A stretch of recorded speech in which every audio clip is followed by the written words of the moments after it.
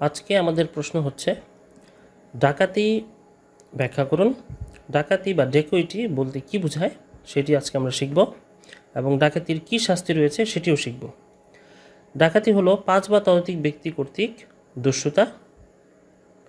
391 ধারা অনুযায়ী দস্যুতা ডাকাতি হবে যদি 5 বা ততোধিক ব্যক্তি দস্যুতা সম্পন্ন করে বা উদ্যোগ গ্রহণ করে এবং যারা দস্যুতা সম্পন্ন করে ও যারা দস্যুতায় সহায়তা করেছে তাদের মোট সংখ্যা যদি 5 জন বা তার চেয়ে বেশি হয় তাহলে সেটাকে আমরা বলবো ডাকাতি। সহজভাবে যদি বলি, আমরা এর আগের প্রশ্নে শিখে এসেছি যে দস্যুতা কাকে বলে।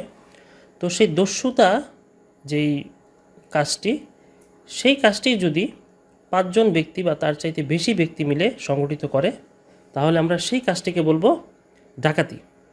এখন যারা এই দস্যুতা করলো এবং তাদের সাথে যেই সহায়তাকারীরা রয়েছে তাদের সকলকে মিলিয়েও যদি কমপক্ষে 5 জন হয় বা তার চেয়ে বেশি হয় তাহলে আমরা সেক্ষেত্রেও সেই কাজটিকে বলবো ডাকাতি। 395 ধারায় ডাকাতির শাস্তির কথা বলা হয়েছে। যারা ডাকাতি করবে তাদের শাস্তি হবে যাবজ্জীবন কারাদণ্ড অথবা 10 বছর পর্যন্ত সশ্রম কারাদণ্ড এবং অর্থদণ্ড।